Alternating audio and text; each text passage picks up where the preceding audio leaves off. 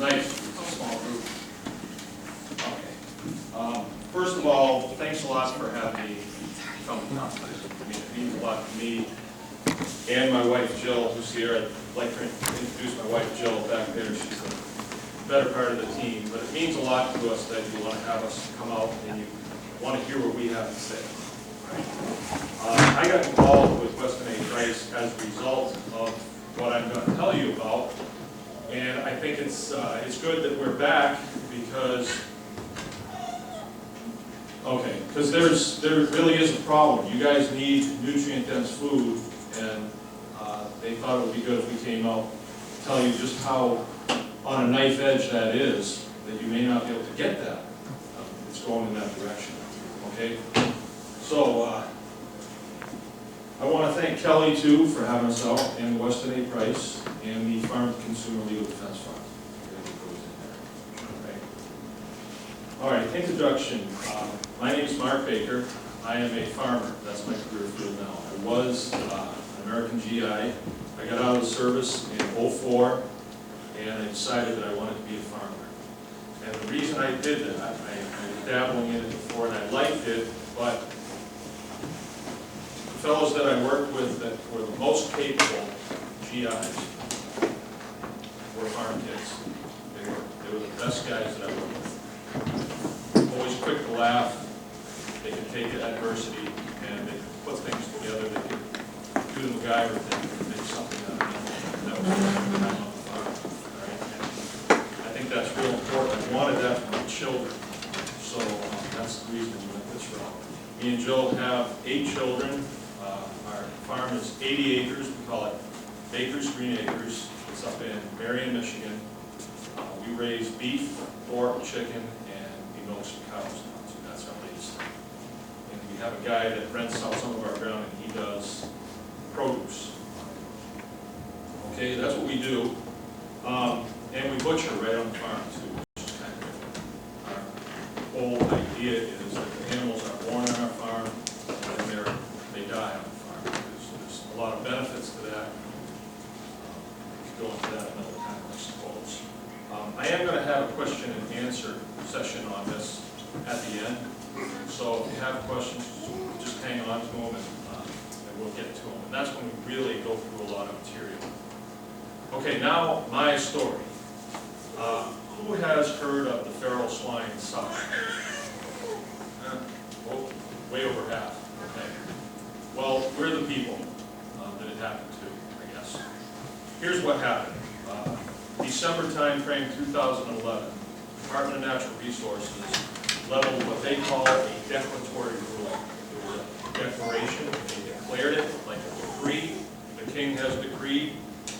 The declaratory ruling said that any pig that had one of 9 characteristics is illegal to own, and you had to get rid of it by April 1st, 2012. Most people didn't hear about it. I heard about it because we delivered directly to our restaurants.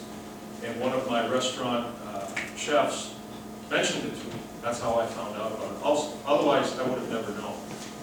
So we called our ag commissioner about it, asked him about it. He said, yeah. So then we called the DNR, asked them about it. They were no help. We called our senator, and they were quite helpful. And they said that there was going to be a meeting where the DNR was going to explain their declaratory ruling. Now, declaratory ruling, let me give you a little background on that. It's about a 6-page document. It's available at michigandnr.gov. And you look for feral swine, and you will see it. And you read through it, you get to a point where there's 9 characteristics, 9 bullet points. And I'll just go through a few of them. I have them memorized. Any pig with a straight tail is an illegal pig. Any pig with a curly tail is an illegal pig. Any pig with a floppy ear, illegal. Any pig with a straight ear, illegal. Yeah, sounds like Saturday Night Live. It's not. And when we confronted the DNR about it, we were met with a lot of armed men. A lot of armed men with bulletproof vests. They're very serious about it. So what is this about? What is this whole thing about? All right. They say, the DNR says that in the state of Michigan, we have between 1,000 and 8,000 feral pigs running through the woods. And they make them sound like they're eating small children, stealing cars, you name it, they do it all. They're terrible, terrible animals. Only problem is, I've never seen one. And let's try something here. Who saw a dead deer on the side of the road on the way here? Okay, you must have walked then if you didn't see one. Who saw a live deer? More. Anybody see a dead pig on the side of the road? Live pig on the side of the road? No. Who knows? Well, you know that pigs are omnivores. Pigs love meat, right? Just like us. But pigs like maggoty, rotten meat. Me and Jill, driving down here from Cadillac, we saw 20, 25, 30 dead deer. You know, the snow's melting down so you can see them. And we didn't see one pig eating off those deer. Not one, not a single one. So the DNR's numbers of between 1,000 and 8,000 deer, I mean feral pigs, I think that's a little off. Who would agree with me that that's a little off? So this is a professional organization, a lot of scientists, a lot of smart people at the DNR, right? And they estimate between 1,000 and 8,000. But more people in the state of Michigan have seen Elvis Presley than a feral pig. I just made that up. And so we're supposed to believe that they're just a little bit off in their numbers. I don't agree with that. I think they're lying, all right? When you estimate something like that, and you're pros, you're smart people, been through college, right? And you estimate you're that far off, is that just a little flub, a little foobar? That's a lie. They're lying. It's not true. There are not feral swine in the state of Michigan, all right? And if there were, there's a law that says feral swine can be shot on sight. So in the state of Michigan, up where we live, how long do you think a feral animal would last in the woods? With all these guys in the woods that like to shoot stuff. They wouldn't last. They really wouldn't. And the DNR always refers back to, well, we don't want to be like Texas. Okay, we don't want to be like Texas. That's good. We don't want to be like Florida with all their feral swine. Well, I agree. We don't. But they're presenting you with a problem, and then their answer is any pig with a straight tail or curly tail is illegal. See what they're doing? Here's the problem, here's the answer. Now, we're small farmers. I see some other small farmers in here. I ask you the question, when you have an outfit like the DNR that can declare, make a declaration, yeah, it's not a law, but they have their own little police force that they can enforce it with. It's sure going to affect you like it's law. And this is how it affected me, right? We couldn't get a straight answer out of the DNR, first of all. Even though we confronted them with all their armed people and bulletproof vests and all this stuff, we couldn't get a straight answer out of them. Because we said, feral swine, okay, how can our pigs behind our fences be feral? How can that possibly be? The definition of feral means an animal that has been released or escaped into the wild, and it's rewilding itself in order to survive. How can my pigs be feral? How can that possibly be? We couldn't, they wouldn't answer us. That's their thing, they just won't answer. But they say if you keep your pigs after April 1st, 2012, you're a felon. Okay? So what do most farmers do? They don't. They kill them, or they sold them out of state, or a lot of them are just waiting to see what happens. So we took the lead, me and Jill, we sued them. We sued the state for clarification of the law. We wanted it written down. I'm not going to build a business, a farm business, and then have the DNR swoop in with all their green uniforms and armed people with bulletproof vests and tell me that my pigs are illegal and that they're going to shoot them. April 1st came, they said through another farmer that if I didn't depopulate my animals, that they would arrest me in front of my children and they would kill my animals. That's what they said. So I had a choice to make. I could either do it for them or go up against him, and I chose to go up against him, and I just told him, I'll be waiting here for you. I'll be here. If you want to come, I'll be here. And Jill and the kids went over to the folks' house. So I waited, and they didn't show. And I'm telling you that, I don't want to look like a tough guy or anything, but I'm telling you that because later on in this briefing, we're going to talk about how you deal with bureaucracies and what bureaucracies are. These types of regulatory bureaucracies. We're going to talk about that. All right, so they never came. This was back in 2011. This started. We sued.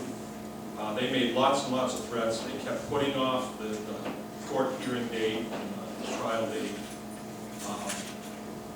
Last summer, they leveled a $700,000 fine against my farm and me and Jill, I suppose. $10,000 per animal, and at the time we had 70. And they knew that because they fly over me all the time. Right?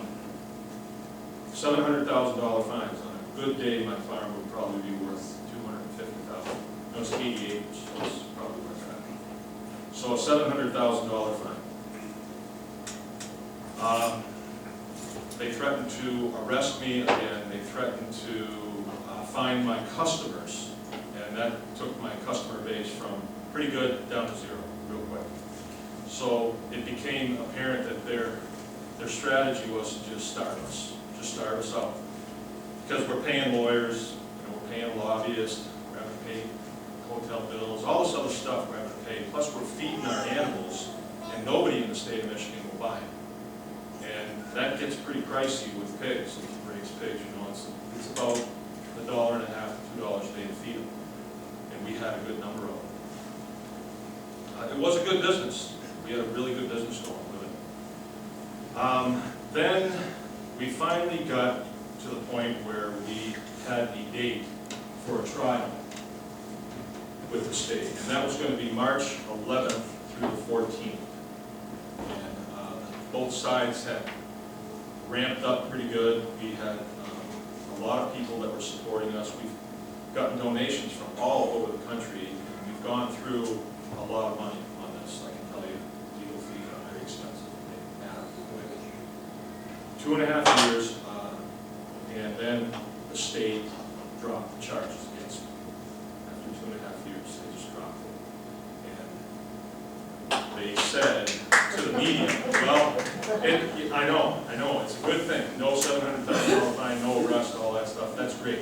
But then they said to the media and all of you that I complied with their regulation. They lied. And is it hard to believe that they lied? It shouldn't be, because they're lying about feral pigs. There are no feral pigs. And me complying, it never happened. To comply, I would have had to kill every pig that I have that has a straight tail or a curly tail. I didn't do it. They lied. That's all it is. They're lying. Here's the problem. We're all food eaters. Some of us are farmers. But we all own private property, right? And the Fifth Amendment of the Constitution says that your private property is protected under due process of law. That means if they want to take your stuff, they got to prove that it's bad. They can't just make a declaration. The king has declared. In my case, the king declared that my pigs were illegal, and then when I stood up to the king, he came back and declared that they're legal. There's a point. Trying to make a point. I am no different than anybody in this room. I'm a man just like every other person in this room. Well, human. Man or woman. You know what I mean. I didn't have any special powers. But what I did have is I did have the Bill of Rights. And I think that we've memorized lots of things. We've memorized Bible verses, recipes, all kinds of stuff, but we don't even think to memorize the Bill of Rights. It's the first 10 amendments to the Constitution. I'm exercising one right here. I'm talking to you about the dreaded Department of Natural Resources. I can stand here and say they're losers.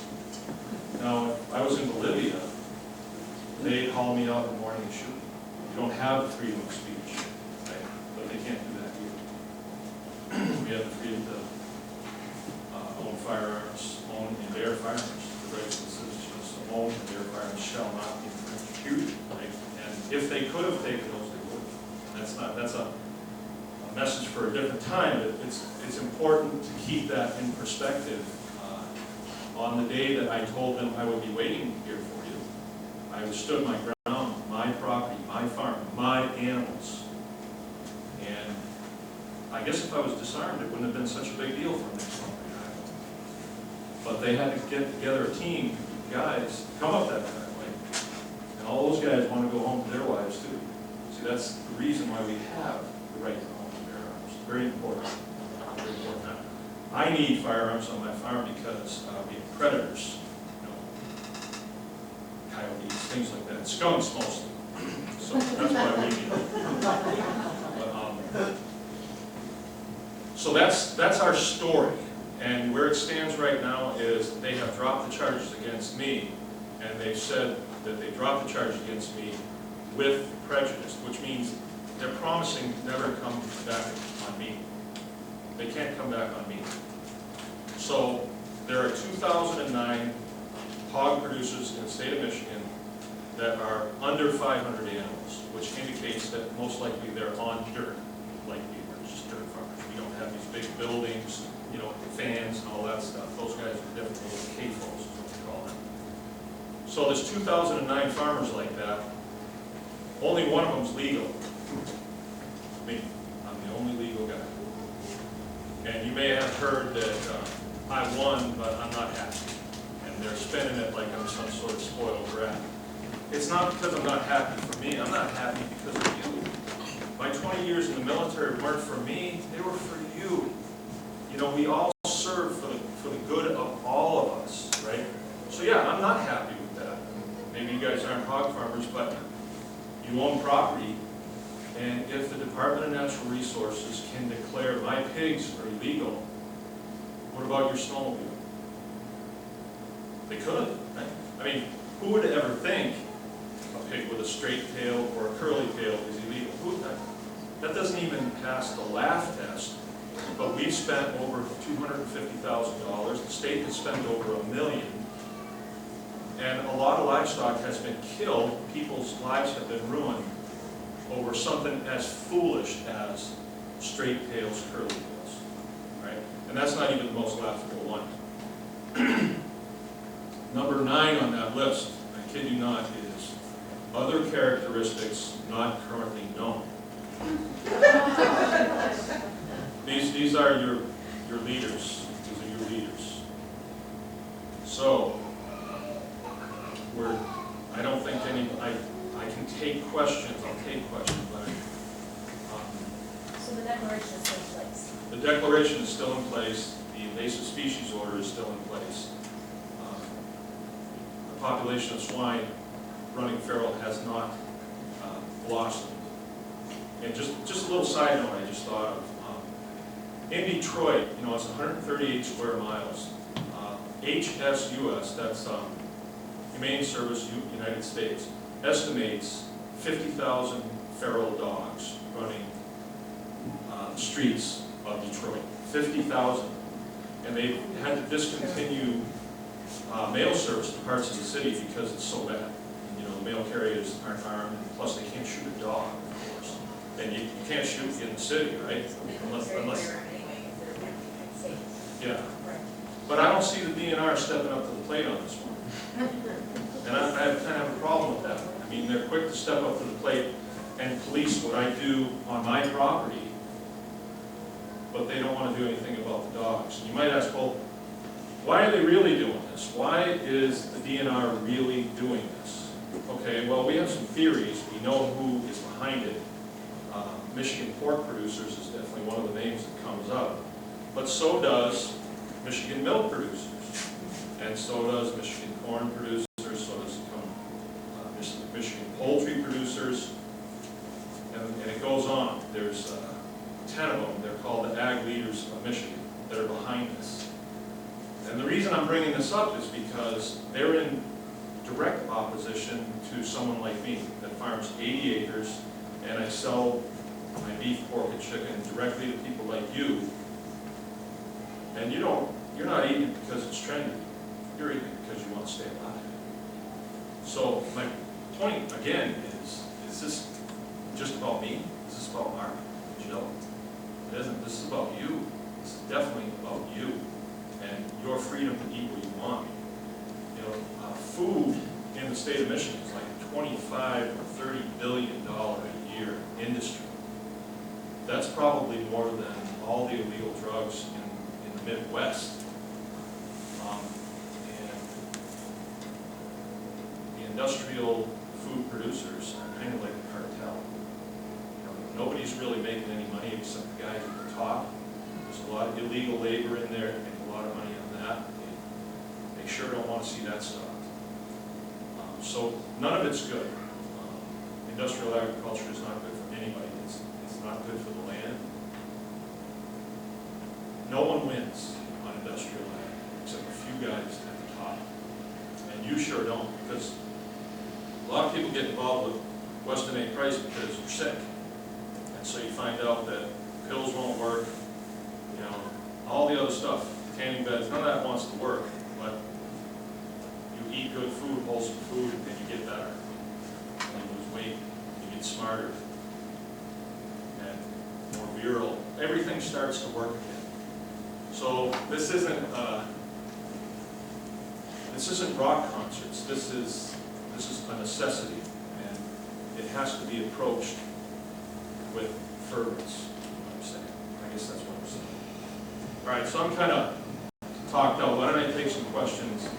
This is usually where it gets really good. Right here. We have been for 4-H, we have been doing this. You know what? Could you stand up so everybody can hear you? So it's, How does that affect the 4-H kids? I haven't checked into it yet. Well- Because, you know, they get their kids usually in April, and they start raising them for fair in the fall, and the pigs have curly tails and long ears. So Well- how do they exclude them? They're not excluded? What are they doing about it? okay, there's a principle at play here. U.S. military uses this when we go into other countries and bomb the snot out of them. We're going to set up a new government. It's called the Hegelian dialect. Right? The letter of the law, the declaratory ruling, invasive species order, if you get it, and I encourage you to download that from the DNR website, and you read it at one of your 4-H meetings. Read it and say, kids, can we do this? The letter of the law is what we go by. We'll say any pig with a straight tail, any pig with a curly tail, and so on. A solid black pig, a solid white pig, down the list. It's basically any pig. But then you'll say, well, this couldn't be. So you get on the phone, it's a 517 number, you call down to the DNR, and you get a secretary on the phone, and she's got a very quick thing to tell you, and she'll tell you, it's only about Russian wars. That's what she'll tell you. Because that's what they've settled on. They got so much crap, you know, they settled on the Russian border. That's where they settled. But if a conservation officer is at your driveway, and he says, I'm here to look at your pigs, which, oh, by the way, with the declaratory ruling in his hand, he can do. Where before, if a conservation officer comes up to your driveway and says, I'd like to look around your farm, you can say, well, that's fine, get a warrant. And he's, by law, Fourth Amendment, he has to go get a warrant. Now, he has a declaratory ruling, but it's only in regards to pigs, so only if you own pigs could he actually come on and look. You could have pigs, anybody could have pigs. So, okay, the invasive species order, we're calling it the war on invasive species. Right? That's what we're calling it. They're not going to call it that because we're all wise to that war on drugs thing, the war on poverty, the war on this, the war on that, war on terror.